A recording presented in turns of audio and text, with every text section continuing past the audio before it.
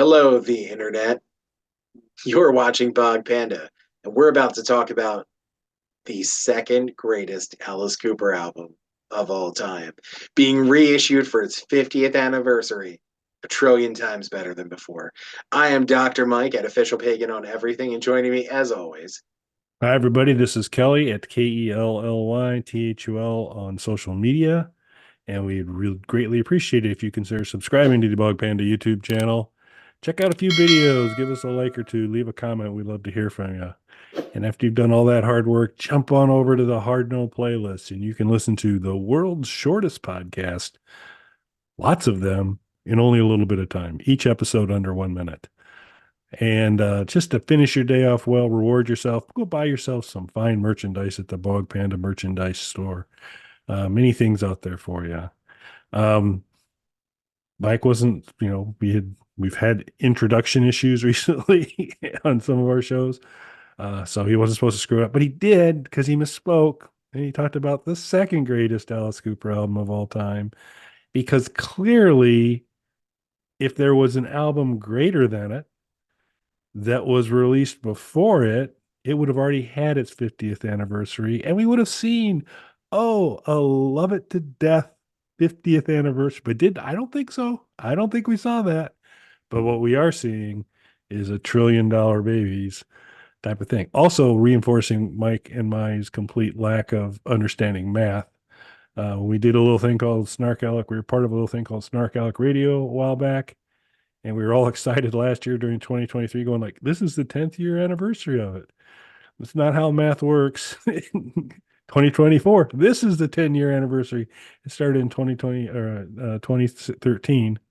So you got to have that extra number on there. So 1973, Billion Dollar Babies came out. 2024 is the year of its 50th anniversary. So math tips for you on Bog Panda tonight as well, folks. We give and we give. but the people don't tune in for us to math. They tune in for us to talk about Alice Cooper, That's right. one of our favorite topics. And, while I'm sure Kelly realizes now why I wanted to bring us in on this episode in particular, so that I could point out that it's the second best album. The thing is, we both love this album, regardless if it's our favorite or second favorite. This is an album we both love. This has been reissued many, many times. And I'm sure there's a lot of people watching this who own it or own multiple copies of it. And of course, you can stream it through any subscription service or on YouTube for free with ads and things like that. So, really, I think the question is, what makes this worth buying if you already own it or over some of the other editions? And for me, that's going to be the vinyl release for this one. If I'm going to pick this up, it's entirely for the vinyl release. Before we get into that, though, what makes this, the deluxe $1 trillion babies edition, first and foremost, regardless of what format you're getting it on, is it is going to include a live show. So for you, is that not talking about the packaging yet, but is that enough to entice you to repurchase an album you've probably already purchased a couple of times? Yeah. So, and a lot of it comes down to because I haven't, I've mentioned it on a show or two in the past. There was a deluxe version of Billion Dollar Babies that came out at one point in time, which was a remastered Billion Dollar Babies, the original album, and then a second CD, which was a live show. And I'm going to have to go back. I went through and I read the set list for this release, and I think it might be the same show. Oh, So I okay. think I've got the live stuff. So so the new for me would be, I mean, although I'm fairly certain I've heard Coal Black Model T at some point before and Slick Black Limo. So I was writing about cars a lot during $2 billion babies. Um, so I think I've come across those in either through a Alice collector's box set or some other things there. The one thing, and what Alice Cooper collection would be complete without a version of Generation Landslide on it? And so Generation Landslide actually came out on Billion Dollar Baby, so duh, you'd expect to have it there. But one of the other bonus tracks that in there is called Son of Billion Dollar Babies parenthetically Generation Landslide. And so I don't know if they just are now throwing other song names in front of Generation Landslide sometimes. Just to trick you into thinking it's something else. And this is Poison Generation Landslide. They should put out a compilation that's just all the different Generation Landslide variants. But so that part's it. So I think, vinyl, you're a bigger vinyl collector than I am, but I do think that there is a certain appeal to that. Um, I've got my Special Forces on vinyl, so I'm good. I'm good there. Vastly underrated album, folks. Go listen to our review.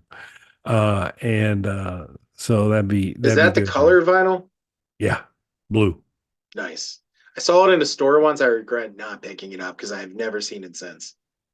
Yeah, it was good. They did a batch of about three of them at one point in time. I don't think they were all the kind of the lost times albums, but Special Forces, who was amongst one of the lost albums, is in there. But yeah, that's pretty treasured collector's item there. So glad to have that one. But yeah, so I mean, yeah, you mentioned the packaging. So why don't you talk about that a little bit, at least what you've seen on that.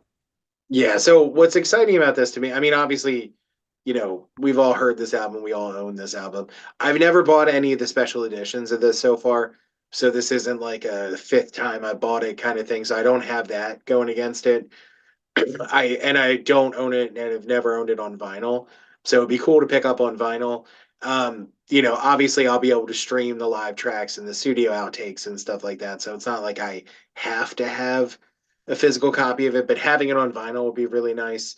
So it'll just be nice to have and to listen to here in the studio. You can't see it here, but I actually have it is 5 feet tall and probably 4.5 feet wide. It is a giant spinning wooden rack, like you would see in old record stores filled with vinyl.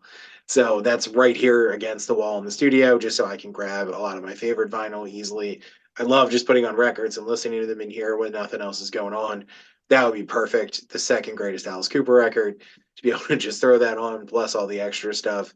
What's really cool about it, though, is, and I missed out on a lot of this stuff because by the time I was getting into Alice Cooper, it was mostly on CD.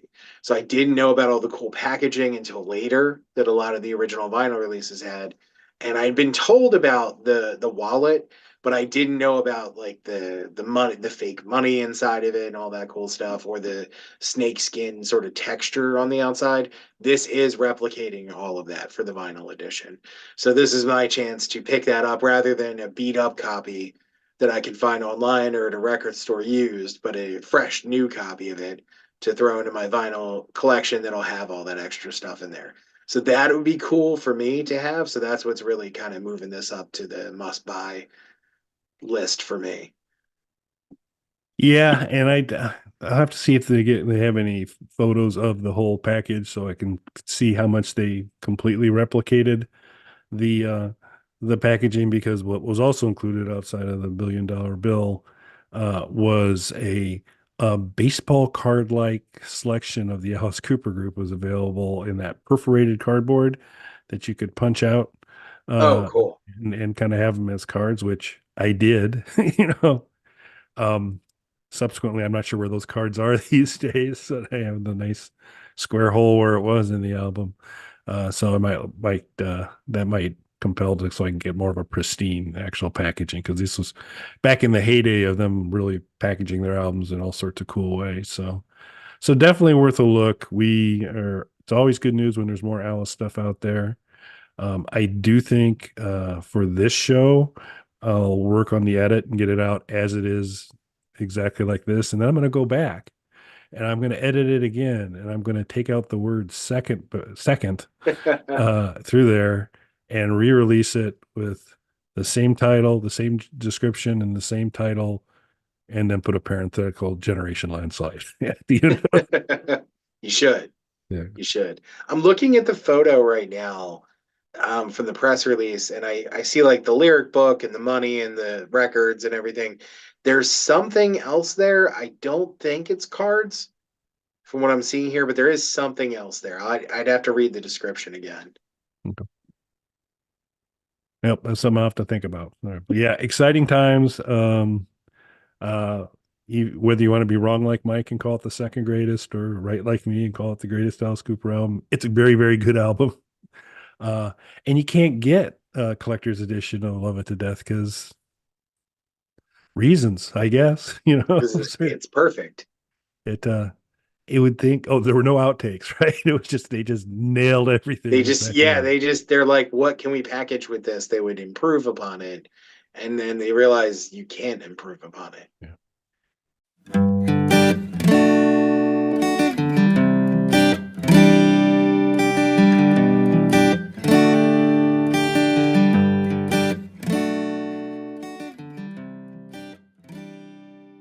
Bog Panda.